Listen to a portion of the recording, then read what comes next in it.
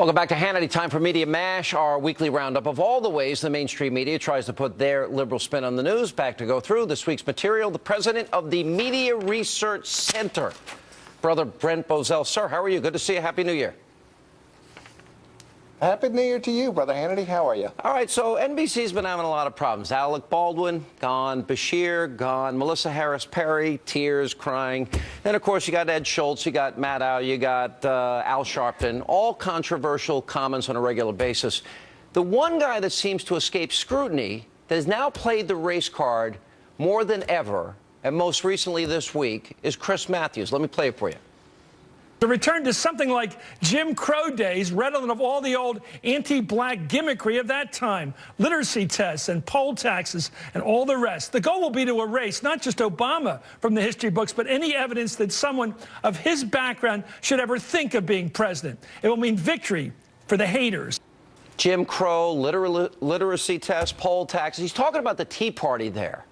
That, to me, is so over the top and outrageous. Why no scrutiny for him?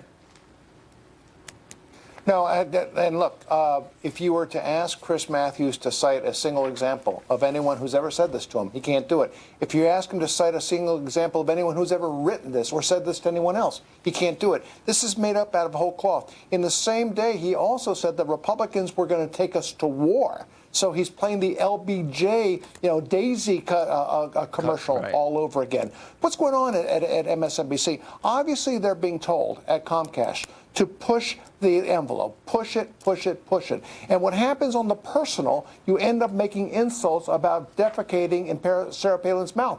But what no one's focusing on is on the political. And this is a form of ad hominem attack on the political, where he's trying to discredit Republicans. They can't debate us, Sean. They can't debate the conservative movement. They're left with only personal attacks. All right, let me go to CNN now, and let's go to Candy Crowley raising the question, why would anyone unemployed or making a low wage want to be a Republican?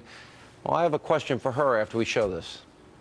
If I am an unemployed American and I hear from Republicans that, we should go ahead and do that, provided we do the following three things. And it's a caveated approval of extending those benefits. Or if I am a minimum wage worker and I find, I see Republicans who say, you know what, it's artificial, it messes with the marketplace, it might mean some teens can't get into the job market. Why would I become a Republican? Hey, why with 1 in 6 Americans in poverty, the lowest labor participation rate in decades, the highest debt and deficits of any president ever, why would anyone want this guy to be president if you're in that position now in the 6th year of his presidency? Isn't that the real question?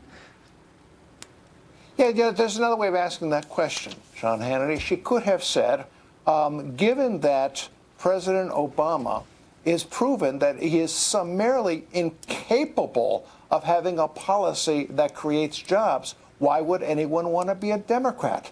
But the way she asked that question was directly through the prism of a Democrat. A Democrat sees government as the solution at all times. It is government that creates jobs.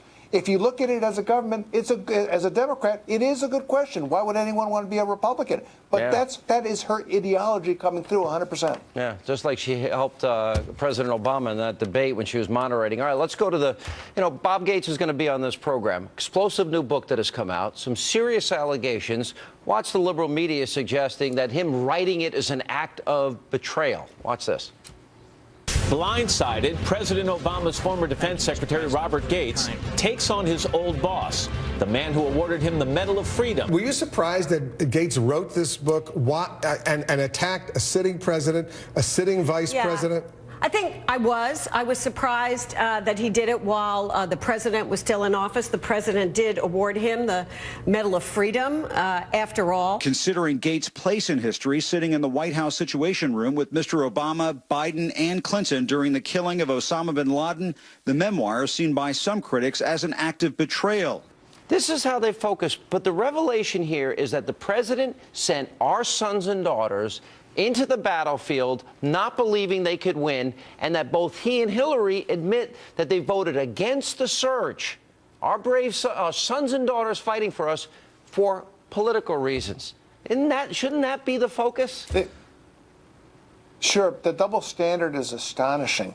The reverse happens with Republican presidents. When Paul O'Neill, the Treasury Secretary under George Bush, wrote a book denouncing George Bush when Bush was president, he talked about things like Bush was like a blind man in a room full of deaf people. And the media called him a straight shooter for doing that. When Scott McClellan wrote a book criticizing Bush and his Iraq policy, the media were all over him, praising him for that. But when the reverse happens, they kneecap you. It's such an astonishing double standard. All right, Brent Bozell, appreciate it. Good work as usual. And coming up tonight, shocking video of the latest brutal knockout assault on this elderly woman.